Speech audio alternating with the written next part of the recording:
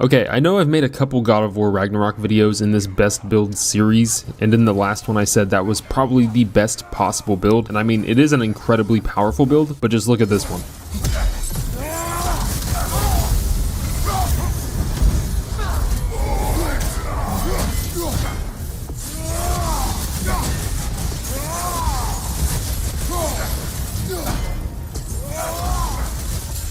This thing is just broken. This build, or at least a large portion of it, comes from a YouTuber named I Am Noble, who defeated the Berserker King in around 20 seconds or so on Give Me No Mercy with this build. These clips aren't his, but you should check him out down in the description and subscribe, because I think right now he's only at like 100 subscribers or so, and I got the idea for this build from him, although you'll notice that this build is very similar to the last one that I posted. But I'm going to completely break this down and show you how to completely destroy the Berserker King, and really any enemy that you face. By the way, I'm not playing Give Me God of War here. These clips were played on like every difficulty possible while I tested it out. And what I learned by playing on No Mercy is that with this build, difficulty doesn't really matter because it just melts his health away regardless. And if you can do that to the Berserker King, you can do that to really any enemy in God of War Ragnarok. So you'll notice that this build really isn't too far off from the last one we went over, and I actually talked about possibly using Vidar's Bracers and Waist because they are pretty dang strong, and that's just what we're going to do here. We'll have Vidar's Bracers and Waist armor, which you can grab from Brock and Sindri's shop, and then the Berserker armor chest piece,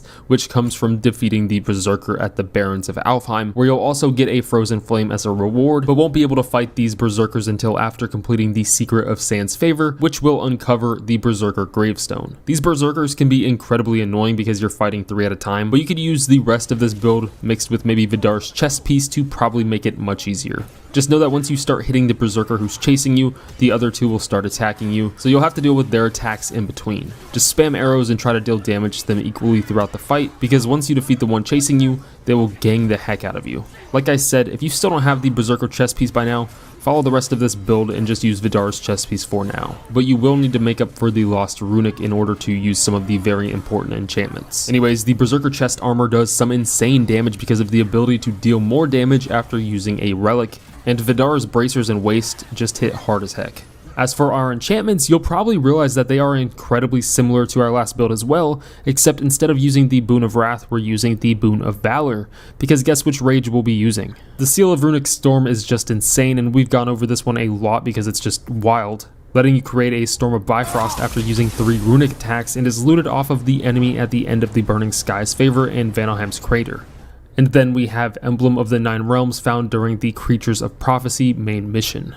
For the rest, we're using Asgard's enchantments mixed in with Vanaheim's enchantments, preferably the ones that give us strength as well as runic and cooldown, but with this build I find strength highly important. For the Leviathan Axe, we're using the Furious Maul or the Grip of the Nine Realms, preferably the Furious Maul because of its high chance to deal a gift of strength after an axe kill, but that's not going to matter too much for the harder boss fights as we won't really use the axe too much outside of using our runic attacks, which are the Hell's Touch and Mists of Helheim. Hell's Touch is one of the best runic attacks because of how strong it is and very quick to use, which you can grab it in Alfheim's Forbidden Sands legendary chest that you find in the cave during the Song of Sand's Favor. The Mists of Helheim is found in a legendary chest in Vanaheim's Cliffside Ruins. For our blades, we're using the Deadly Obsidian handles because of the strength that they provide, as well as the Flames of Anguish, again super quick to use and can be found after defeating your first Dreki in the story. The Nemean Crush can be found in a very similar spot to the Axe runic attack that we grabbed, but actually won't be able to be obtained until after completing the Song of Sand's Favor after freeing the jellyfish in that quest. You'll find a legendary chest while exiting, and that's where you'll get the Nemean Crush. For our spear, we're using the Mighty Olympic Soroder that you can craft at Brock and Sindri's shop so that you can get a gift of strength after pressing triangle to detonate these spears, which we will impale a boss with during our light runic attack Thrust of 1,000 Soldiers after grabbing it from a legendary chest in Helheim's Shipyard of the Fallen. And then our heavy runic attack is the Windstorm.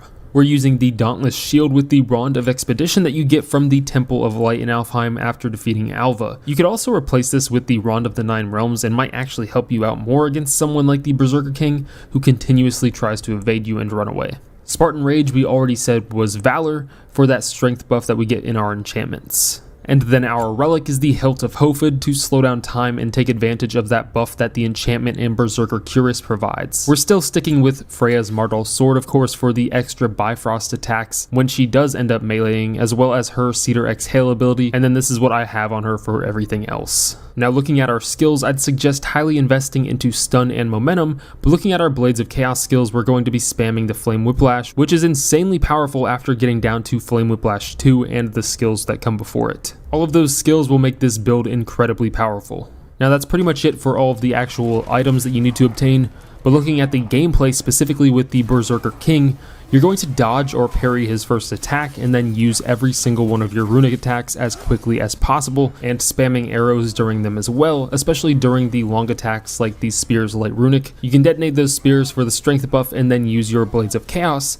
Then you use your Rage to grant some more strength, and then the Relic as quickly as possible to slow down time, where we'll do massive damage all while that Bifrost Storm is going. And when we use those Relics and Rage, we're doing it as close to him as possible to kind of stun him. As soon as you activate your Relic, you're going to start shield bashing by double tapping L1, and then you can hold triangle at a very specific time to start your Flame Whiplash, which if you did it at the correct time, it should kind of burst these flames all around Kratos to do a huge damage buff. You can practice this outside of the battle if you want to get used to the timing, but I use my shield as a reference. As soon as my shield makes it back to its regular spot, I press and hold triangle and then press R2. When you press triangle, you should see those flames shoot out.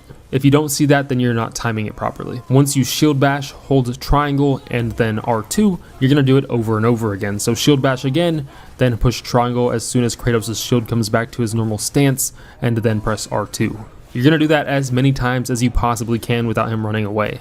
But right after or before that first one is where I use Freya's Cedar Exhale, because during this slow motion relic it's going to take a minute to get there anyways, so that we can kind of time it so it hits him as soon as the relic goes away, and by the time his health should be already pretty low.